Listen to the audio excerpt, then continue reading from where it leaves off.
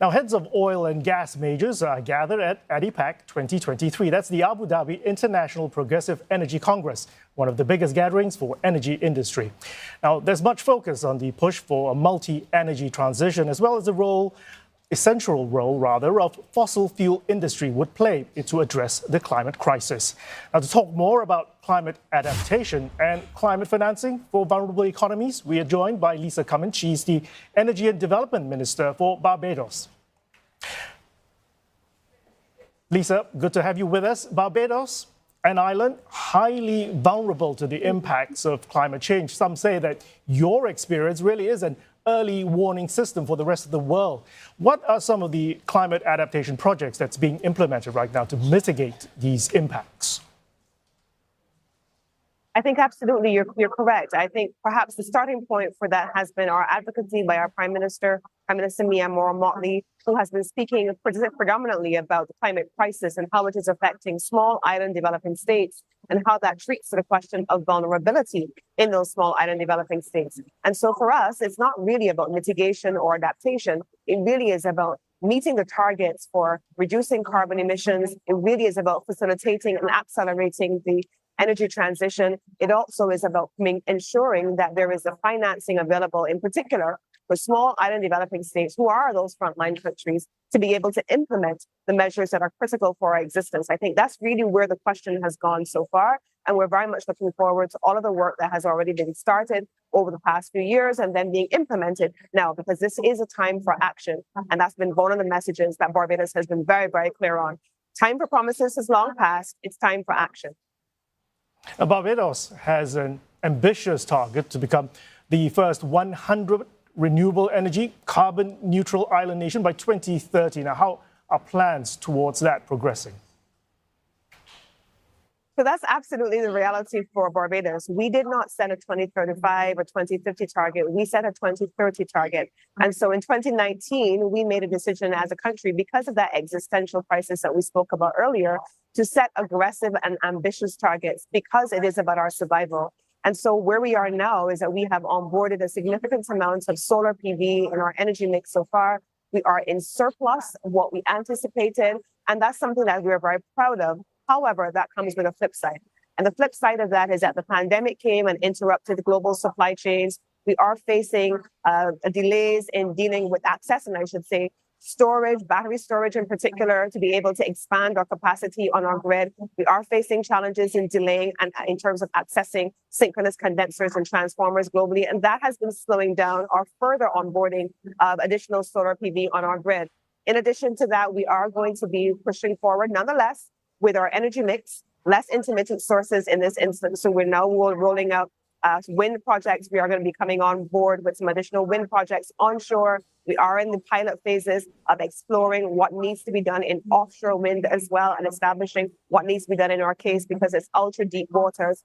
And we are going to be preparing later this year to have our very first hydrogen cell project in Barbados. So I would say that we are well on our way, but there are so many challenges still facing us with a 2030 target. And many of those are about procurement and supply chain management and access to the critical technology and the financing to be able to accomplish those things. Lisa, those are a lot of headwinds, but what's been the biggest challenge for smaller nations such as yourself when it does come to the energy transition towards net zero?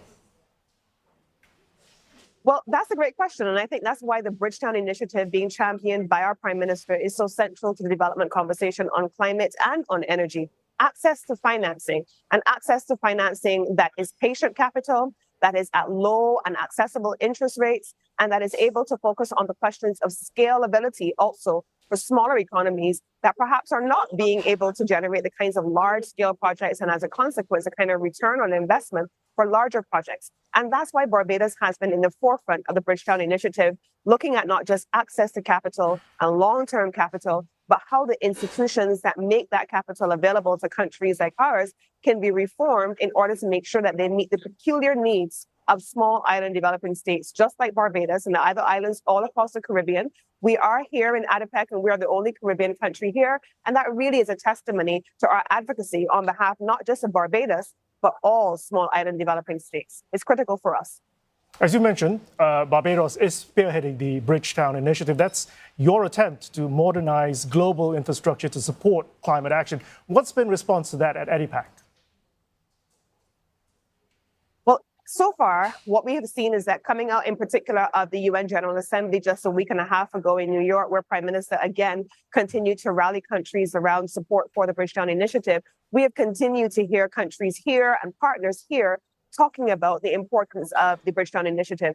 Many of our partners, including many of our partners on the African continent as well, and speaking to us about this, have also raised the importance of the Bridgetown initiative. And so there is buy-in. But we need now also to be able to ensure that we continue the advocacy, we get the buy-in. The reform has started. We're seeing that with institutions like the World Bank and with the IMF, and Prime Minister Motley has been very clear and unrelenting in her pursuit of the reform process. But we need now to be able to push even further. And I expect that as we go into COP later this year, just 7 weeks away, you are going to hear even more from Barbados, in particular under the leadership of our Prime Minister, on the Bridgetown initiative, and where countries need to come alongside countries like Barbados, and in particular on the issue of the Bridgetown initiative. That is a flagship initiative, and perhaps it's a game changer for the developing world, and we need people to rally behind it.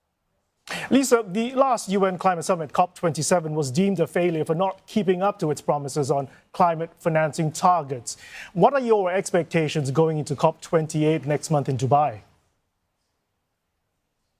Well, I think let's start, first of all, with Glasgow. If you look at a lot of the conversations that came out of Glasgow, where Barbados in particular spoke about the existential crisis in Glasgow, and then we went into Sharm el-Sheikh, and now we're preparing for Dubai. And the message that Barbados has been very clear on, it's time for action. It's no longer any time for promises. We've had promises, certainly at the international development level, in a range of areas, including climate.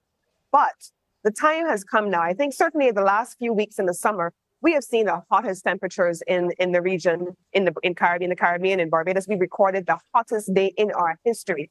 Across the world, we've been having these issues as well in different parts of the world. We're seeing the impact also coming to the fore in terms of climatic events and the increase in climatic events, hurricanes, increasing numbers of typhoons. These are the things that are speaking to us and are telling us that all of our promises now need to be implemented, and the financing to mitigate the issues that we're dealing with in terms of reducing carbon emissions, in terms of working even with here at ADIPEC, the oil industry. Over 20 oil partners came to ADIPEC, and they're sitting alongside all of us who are speaking about climate and energy transitioning, because not only are we going to net zero, but we're now, for the first time in a meaningful way since coming out of Sharm el-Sheikh, engaging actively with the oil companies on what role they need to play in helping us to meet our goals. They cannot be left out of the conversation, and that's why they're here this year, and we're very happy to welcome them. Lisa, we'll have to leave it there. Thank you for those insights that climate action is needed for climate change. Lisa Cummins, Energy and Development Minister for Barbados.